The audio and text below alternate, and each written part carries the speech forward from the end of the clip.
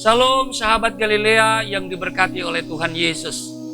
Kalau kita membaca 1 Petrus pasalnya yang keempat ayat 7 sampai dengan ayatnya yang ke-11, perikopnya adalah hidup orang Kristen. Nah, di sana Petrus mengajarkan di ayatnya yang ke-7 bahwa kesudahan segala sesuatu sudah dekat. Karena itu Rasul Petrus menasihatkan saudara dan saya supaya menguasai diri dan menjadi tenang agar kita dapat berdoa. Saudara, ada apa dengan kesudahan segala sesuatu? Apa yang dimaksud dengan kesudahan segala sesuatu? Kesudahan segala sesuatu berbicara soal eskatologi atau akhir zaman.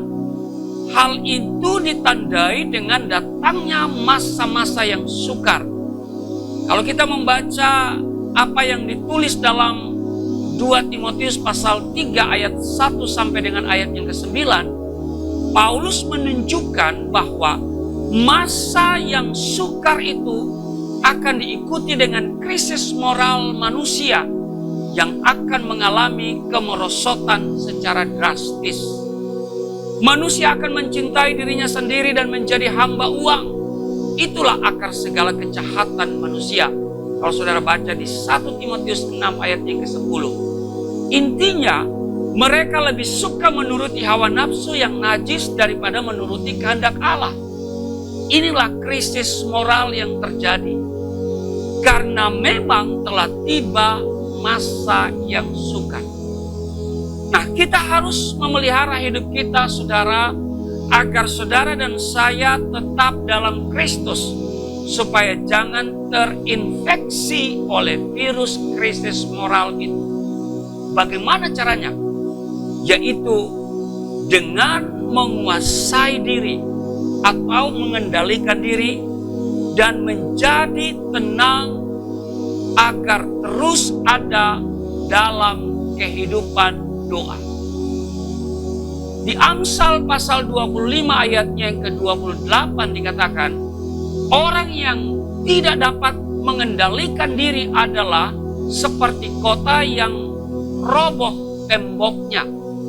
Kota yang roboh temboknya adalah kota yang mudah ditaklukkan musuh, sebab tembok adalah sarana pertahanan yang ampuh pada zaman itu. Jadi mengendalikan diri ibarat tembok bagi kita. Alkitab mencatat berbagai contoh kegagalan hidup manusia karena tidak dapat menguasai diri. Contoh Simpson yang tidak dapat menahan hawa nafsunya terhadap wanita sehingga tidak dapat menjadi alat sepenuh bagi Tuhan. Saudara baca di dalam Hakim-Hakim pasal 13 sampai dengan ayat yang ke-16. Ini juga yang terjadi atas diri Daud. Daud yang tidak dapat menahan nafsunya sehingga mengambil Betseba istri Uria. Demikian juga dengan Gehazi yang mengingini hadiah dari Naaman yang ditolak Elisa. Kalau sudah baca di dalam 2 Raja-Raja pasal yang ke-5. Keinginan Gehazi itu mendatangkan kusta atas dirinya dan seluruh keturunannya.